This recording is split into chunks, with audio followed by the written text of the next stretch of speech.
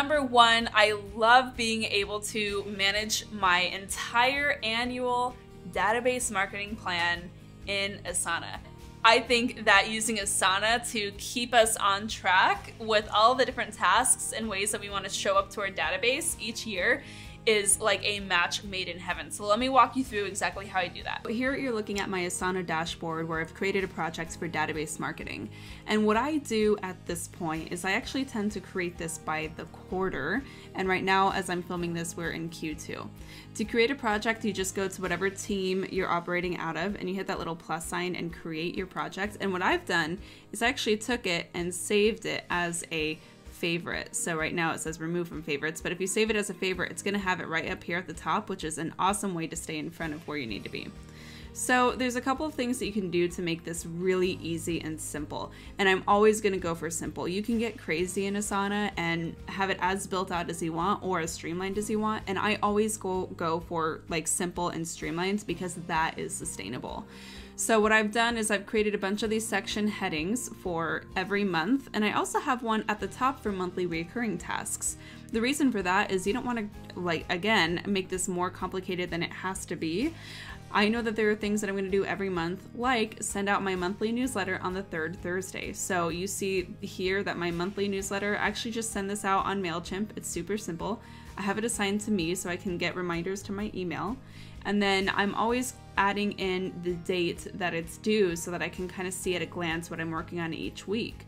You'll see that it repeats monthly. And after I complete this, I'm going to make sure that once it reassigns itself to this section, I'm going to go through and just make sure that I have it, instead of on the 17th, that I have it on the proper Thursday. So I will always have to adjust that date just a little bit because I do want to make sure that it's always going out on the 3rd Thursday.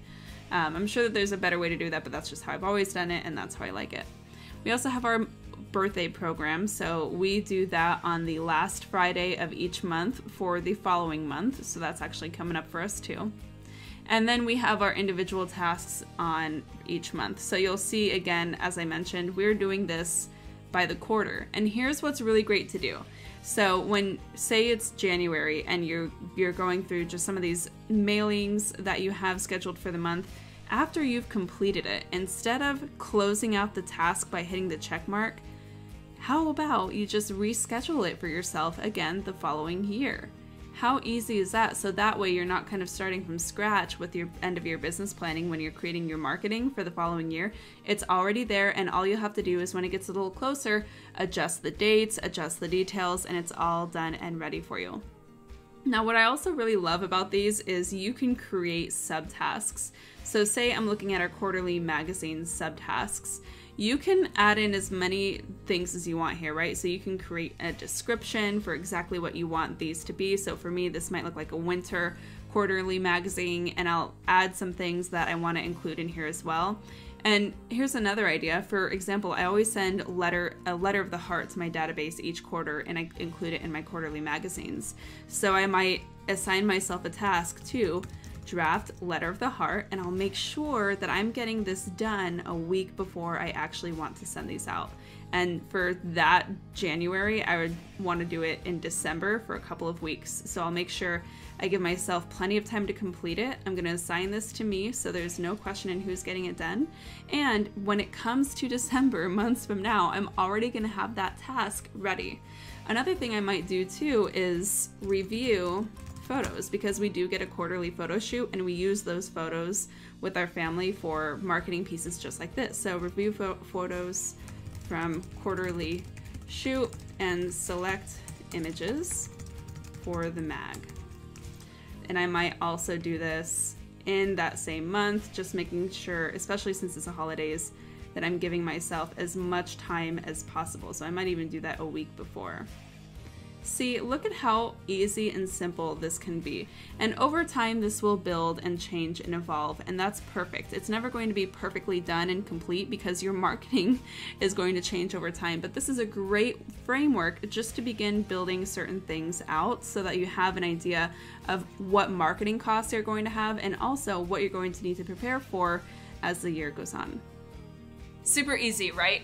I love using Asana for all of my database task management, so I hope that walkthrough is helpful. Now I want to walk you through a little bit of how we keep our client workflow checklist too, right? So like imagine every time you get a new buyer, or every time you get a new seller, or every time you are getting ready for an open house or a listing appointment, right? These are all different segments of workflows and procedures that should be systemized. And then in order to keep them in front of you, instead of like writing this down with a pen and paper and hoping that you keep onto that little list in your desk, let's just throw it in Asana, and then we can customize it and add due dates for each different task. Let me show you what I mean. So here's a really simple way to keep your client workflows in Asana. So you'll see over here on the side, I have a bunch of these. I have buyer transaction checklist, I have listing transaction, listing appointment, 2 different things, new listing checklist. I have all these different checklists. Now I created these once in Asana and then I saved it as a template. And here's how I'll do this. I'll just go ahead on the side and hit use template. And this is going to create a new duplicate for me. So what I might do is say 1, 2, 3 main buyer transaction checklist. I'm going to assign it to myself and I'm going to create. And this is going to create a brand new project. And what I can even do, if I wanted to, is save this to my favorites so it's always in front, but I actually really kind of keep this as open as possible. It's going to take some time to migrate all of the different tasks over, but what I'm doing at this point is I'm going to schedule in whichever tasks I can. So for example, we usually have a pretty clear closing date here in Arizona, so I'm going to make sure that I'm scheduling the closing gift that I want to deliver and getting the closing at least in here as a due date. So I would maybe assign this to myself and add in whatever that closing date might be. Maybe it's 30 days from now or something. And then I'm just going to go back and kind of recreate backwards as many dates as I can. So for example, the due diligence period is already pretty cut and dry. So I might say, well, that's going to be 10 days from contract acceptance, and make sure to put that in there as well. And just go on down, and these are all the different steps that I know have to happen in a buyer transaction. Now, if you're in the Market Authority Academy, you actually get these included, and I teach you how to utilize these and kind of adjust them to your own transaction, the way that things are done in your market. But go through a transaction, identify which emails you're sending every time, identifying the different tasks that have to happen to complete this transaction, for example, and after doing it a few times, create this template for yourself, and then you can always have this ready to go. And what's great is when you are delegating to new team members or growing your team, delegation is super easy because you can just assign this to whoever you need to assign in that moment.